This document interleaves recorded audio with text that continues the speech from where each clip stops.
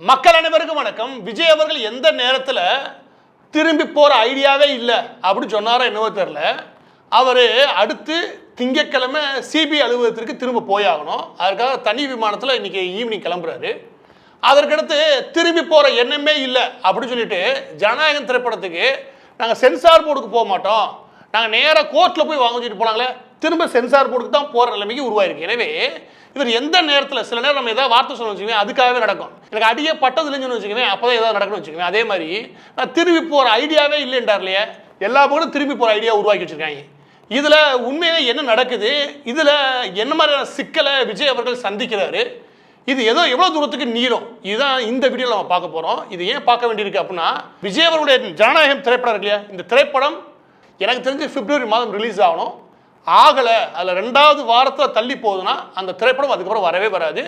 எலெக்ஷனை முடிச்சதுக்கப்புறம் தான் வரும். இதுதான் நிலவரம்.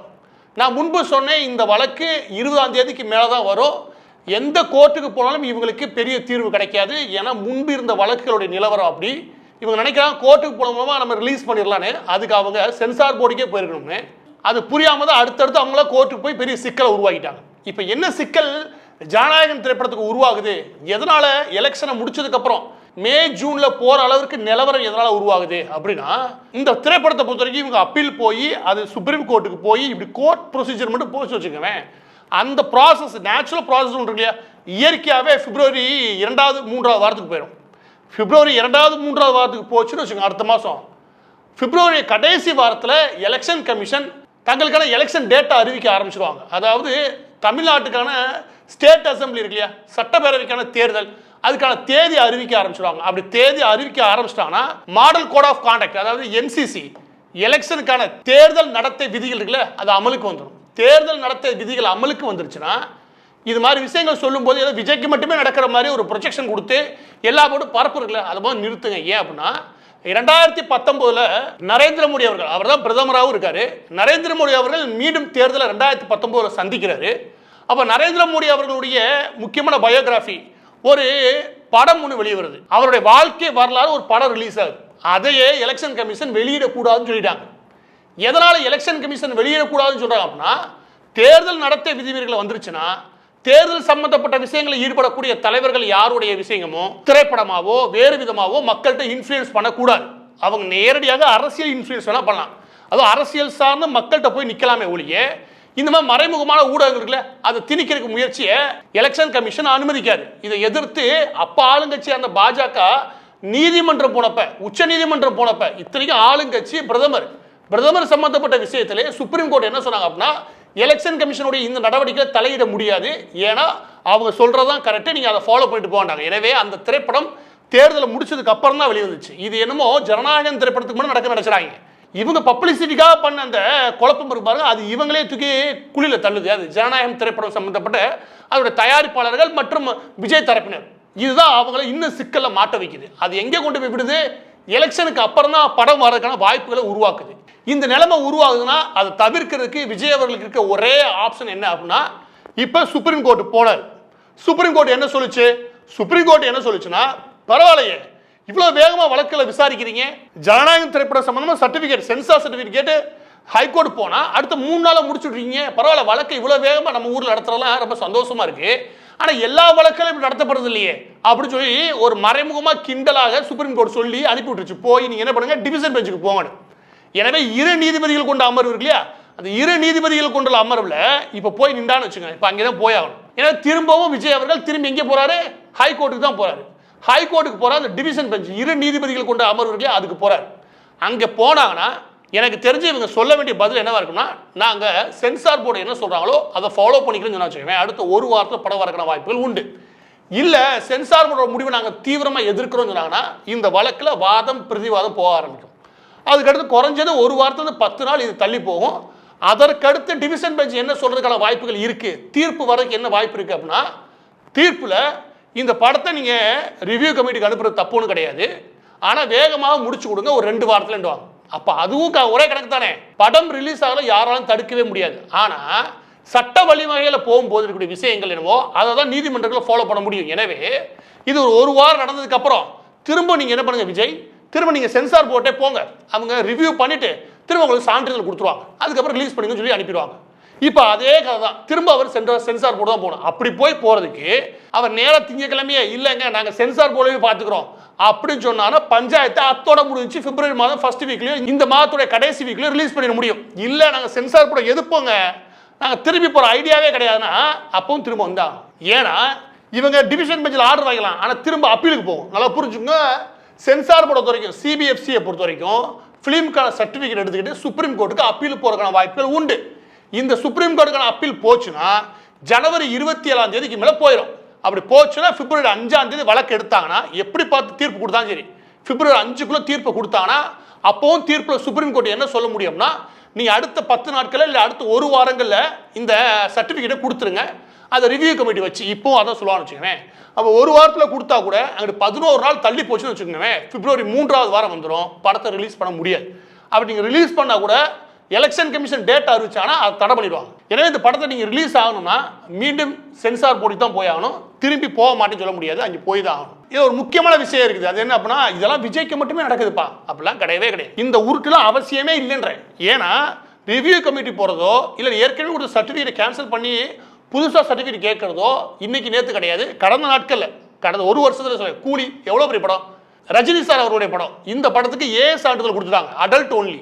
அந்த விஷயத்தை எதிர்த்து நீதிமன்றம் போடுறது சன் டிவி, பெரிய ஸ்டாரு, இத்தனைக்கும் மத்திய மாநில அரசுகள் ரெண்டுமே மதிக்கக்கூடிய நபர், ரொம்ப இன்ஃப்ளூயன்ஸான பர்சன் ரஜினி அவர்கள், அவரோட சேர்த்து ஆளுங்கட்சி தயவில் இருக்கக்கூடிய சன் டிவி மிகப்பெரிய நிர்வாகம். இவங்க 2 பேரும் போனப்பே கூட கோர்ட் வந்து இல்லை யாரு சென்சார் போர்டு என்ன சொல்றோம் அதை ஃபாலோ பண்ணிக்க முடிச்சிட்டாங்க. அதுக்கடுத்து இந்த சிவகார்த்திகனோட படம் பஞ்சில் பராசக்தி, அதுவும் சென்சார் போர்டுக்கு போனது, அதுவும் ரிவ்யூ கமிட்டிக்கு போயிட்டு 11 நாள் சென்று ரிவ்யூ ஆனதுக்கு அப்புறம் தான் வந்து படத்தை ரிலீஸ் பண்றாங்க. எனவே யாருக்கு நடக்காதெல்லாம் கிடையாது, இது ஆளுங்கட்சியோட படம் தானே. இன்னொரு படம் தெலுங்கானால வியூகம் நினைக்கிறேன், அந்த திரைப்படம் அது சந்திரபாபு நாயுடு அவர்களை மறைமுகமா விமர்சனம் பண்ணி எடுத்த படம். இந்த படத்துக்கும் அதே தான், திரும்ப நீங்க சென்சார் போர்டுக்கே போங்க. எனவே என்ன சொன்னாலும் சரி நான் திரும்ப போக மாட்டேன்னு சொல்லவே முடியாது, சென்சார் போர்டு தான் நீங்க போய் ஆகணும். அதுக்கு நீங்க சுப்ரீம் கோர்ட் வரைக்கும் போறதுக்கு போல இங்கே முடிச்சுட்டு போறது என்னை கேட்டால் படத்தை ஸ்மூத்தா ரிலீஸ் பண்ண முடியும், இல்லைன்னா படம் ரிலீஸ் ஆகிற வாய்ப்பே கிடையாது. இதுல இருந்து அப்படியே சிபிஐ எதுக்காக கூப்பிட்டுருக்காங்க, டெல்லியில் என்ன நடக்குது அந்த விஷயத்துக்கு போகலாம். அதற்கு முன்பு ஒருத்தலாம் போட்டிருக்கான், இந்த பாருங்க யார நேராக மத்திய அமைச்சரை டேக் பண்ணி அதுக்கப்புறம் இங்கே அந்த சென்சார் போர்டில் அதோடைய அதிகாரிகளை டேக் பண்ணி என்ன போட்டிருக்காங்கன்னா எங்கள் தலைவனோட படத்தை ரிலீஸ் பண்ணலை, டைட்டில் கார்டு இப்படி விழுகும், எப்படி தளபதி விஜய் இருக்கும், அப்போ எலெக்ஷனுக்கு அப்புறம் தமிழக முதல்வர் விஜய் வருமா. இந்த மாதிரி வாய் கொழுப்புக்கு தான் நான் சொல்கிறேன், இருக்கிற அதிகாரிகளை ஃபுல்லாக உங்களுக்கு இருக்கீங்க பாருங்க, அந்த வாய் கொழுப்புக்கு தான் அந்த அதிகாரிக்கு என்ன சொல்லணும்னா ஓகே நம்ம அதிகாரத்தை கொஞ்சம் காமிப்போம் அப்படின்னு நீங்கள் அவங்க ஒரு ஈகோவை தட்டி விடுறதே இந்த அரசியல் தான். எனக்கு தெரிஞ்சு விஜய்க்கு பலமும் ரசிகர்கள் தான், பலவீனமும் ரசிகர்கள் தான். இப்போ அதுக்கடுத்து எங்கே திருப்பி போக மாட்டேன் அப்படின்னு சொல்ல முடியாது எங்கே அப்படின்னா சிபிஐ அலுவலகம். அவர் முதல் நாள் போகும்போது ஒழுங்காக பதில் சொல்லியிருந்தா முடிஞ்சு போச்சு. நம்ம சொன்ன மாதிரி எல்லாத்துக்கும் ஒரு வரியில் பதில் சொல்லிட்டே இருந்தார். ஆனால் அது சிபிஐ அதிகாரிகளுக்கு கோவம் வரவே இல்லை. அது ஒரு நார்மலாக இந்த பிரபலம் இருக்காங்கள அவங்க கடக்கூடிய ஒரு ஆட்டிடியூட்னு வச்சுக்கவேன், அதெல்லாம் அவங்களுக்கு கோவம் வரல. ஆனால் இவங்க ஒரு சேட்டை ஒன்று பண்ணாங்க, அது என்ன சேட்டை கேளுங்க. விஜய் அவர்களோட என்கொயரி முடிஞ்சிச்சு, 3 மணி நேரத்தில் முடிஞ்சிருச்சு, அவர் வரப்போறாரு அப்படின்னு கிளப்பி விட்டாங்க. யார் தெரியுமா, அந்த இவன் ஆதவர்ஜனா வேகமாக மீடியாவுக்கு சொல்லி நாங்கள் கேட்குறோம், ஏங்க வெளியவே வரல, சாப்பாடு தான் உள்ளே போகுது, அதுக்குள்ளே எப்படிங்க அவருக்கு என்கொயரி முடிஞ்சு போச்சு சொல்கிறீங்க. பொதுவாகவே என்கொயரி சிபிஐ பொறுத்த வரைக்கும் ஒரு 5லேருந்து 6 மணி நேரம் சரளமாக போகும், 8 மணி நேரம் குறையாமல் போகும். ஏன்னா என்கொயரி பண்ணதை ஸ்டேட்மெண்ட்டாக மாற்றி அதை எழுதி வேற வாங்கணும். இதுக்கெல்லாம் குறைஞ்சபட்சம் 6லேருந்து 7 மணி நேரம் ஓடி போயிருந்து வச்சுக்கவேன். இவங்க 3 மணி நேரத்தில் முடிஞ்சு போச்சு. யாருக்கு சொன்னது அப்படின்னு கேட்டால் மீடியாட்ட இந்த ஆதவர்ஜனா கும்பல் தான் சார் வந்துச்சோம்டாங்க. அந்த போட்டு தேடி பார்த்தா இந்த வெர்ச்சுவல் வாரியர்ஸ் தெரியா இல்லையா, யாரு இவங்க ஒரு நடத்துறாங்க இல்லையா, அவங்க இதை பரப்புறாங்க. 3 மாதத்தை முடிச்சிட்டார், தலைவர் வந்துடுவார்.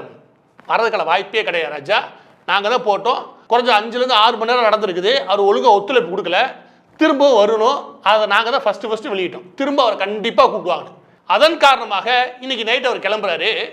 இதில் ஒரு முக்கியமான விஷயம் ஒன்று இருக்குது, என்ன அப்படின்னா இவர் தொடர்ந்து மக்களை எலெக்ஷன் வருதுல சந்திப்பேன்டார் இல்லையா, இவர் சந்திச்சு எனக்கு தெரிஞ்சு 1 மாதம் ஆச்சு. இதோட எலெக்ஷன் வந்துக்கிட்டு இருக்குது, இந்த 2 மாதத்தில் மக்களை சந்திச்சு 1 மாதம் ஆச்சு. இவர் வீட்டுக்குள்ளே போய் இந்த லட்சணம் தான் இருக்குது. ஏன்னா 2 பிரச்சனை தான், திரைப்படம் வெளியாகலை, ஓகே, இந்த பக்கத்து சிபிஐ வேறு கூப்பிட்டு இருக்காங்க, ஓகே, இதுலேயே பொழுது போயிட்டு இருக்குது. அவன் 100 கேஸை வச்சுக்கிட்டு திமுகலாம் பாருங்க எல்லா பாட்டும் அவன் போயிட்டு வந்துருக்கான். அவன் தேர்தலில் பார்த்துருக்காங்க. இங்கிட்டு எடப்பாடி பழனிசாமி அவர்கள் தன்னுடைய தேர்தல் வாக்குறுதிகளை அறிவிக்கிறார். இந்த போட்டு எந்த ஆக்டிவிட்டியும் இல்லாமல் ஒரு தலைவர் இருக்காருன்னா அது இந்த அரசியல் கட்சியோட தலைவர் தான். மற்ற எல்லா தலைவர்களுமே சீமாலாம் எல்லா பேருமே ஆக்டிவாக வேலை பார்த்துருக்காங்க. இவர் மட்டும்தான் எங்கே போனாலும் தெரில. இப்போ அடுத்து டெல்லி போறாரு. டெல்லிக்கு சிபிஐக்கு போக வேண்டிய அவசியம் விஜய் அவர்களுக்கு வந்ததுக்கு முழு காரணமே ஆதவ் அர்ஜுனாவும் புஷி ஆனதும் தான்.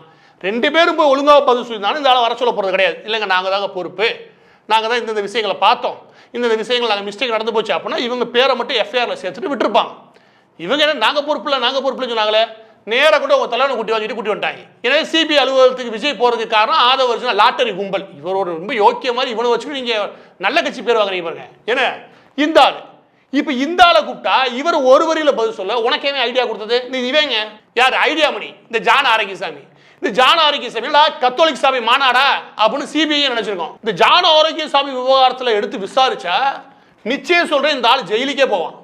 அவ்வளோ விஷயம் இருக்கு. நாளைக்கு விஜய் அவர்களுடைய என்கொயரி முடியும் போது ஜான் ஆரோக்கியசாமி ஆதவ் அர்ஜுனா இந்த 2 பேரும் ஜெயிலுக்கு போறது உறுதி. அதை பற்றின விரிவான விவரங்கள் எல்லாத்தையுமே நாளை வீடியோவில் பார்க்கலாம். இறுதியாக இவ்வளோ பஞ்சாயத்து நடந்துருக்குது, ஓகே படம் தான் ரிலீஸ் ஆகலை, நம்ம என்ன தெரியும் ஒரு படத்தை ரிலீஸ் பண்ணி நம்ம ரசிகர்களை, ஏன்னா ஒரு திரைப்படம் ரிலீஸ் ஆகுன்றது அந்த ரசிகர்களுக்கு ஒரு பெரிய கொண்டாட்டம், ஒரு திருவிழா மாதிரி அந்த ரசிகர்களை பொறுத்த வரைக்கும். எனவே இதை ரிலீஸ் பண்ணணும்னு வச்சுக்கோங்க, ரசிகர்கள் மத்தியில் ஒரு புத்துணர்வு இருக்கும் அப்படின்னு சொல்லி தெரியுன்ற படத்தை ரிலீஸ் பண்ணுங்க அப்படின்னு ஐடியா போட்டால் அந்த படம் திமுக என்ன ஐடியா போடுறேன், எந்த தேதியில் ரிலீஸ் பண்ணுறாங்க 23 போட்டு விடு நம்ம மங்காத்தா இது அஜித் அவருடைய மங்காத்தா படத்தை ரிலீஸ் பண்ணுவாங்க. அவன் ஐடியா என்ன அப்படின்னா, எப்படி அஜித் அண்ட் விஜய் படம் வந்துச்சுன்னா விஜய் அவரோட வாய் சும்மா இருக்காது, எப்படி அஜித்தை திட்டுவாங்க. ஏன்னா ரசிகர் மண்டலன்றது அவ்வளோதான், 2 பேரும் சண்டை போடுவாங்க. ஆல்ரெடி எல்லா பக்கமும் வம்பிழுத்து வச்சிருக்கானுங்க. இந்த வம்பை குறைக்க முயற்சி பண்ணுறானுங்க. எது அஜித் ரசிகர்கள் எங்களுக்கு ஓட்டு போடுவானே அந்த பொழப்பில் மண்ணலி போடுவோம் அப்படின்னு சொல்லிட்டு திமுக பண்ண வேலையை பாருங்க. அந்த இடத்த படத்தை ரிலீஸ் பண்ணுது. நம்ம சொன்னாலும் சரி, விஜயே இறங்கி வந்து சொன்னாலும் சரி, இல்லை அஜித்தே இறங்கி வந்து சொன்னாலும் இந்த சண்டையெல்லாம் ஓயாது.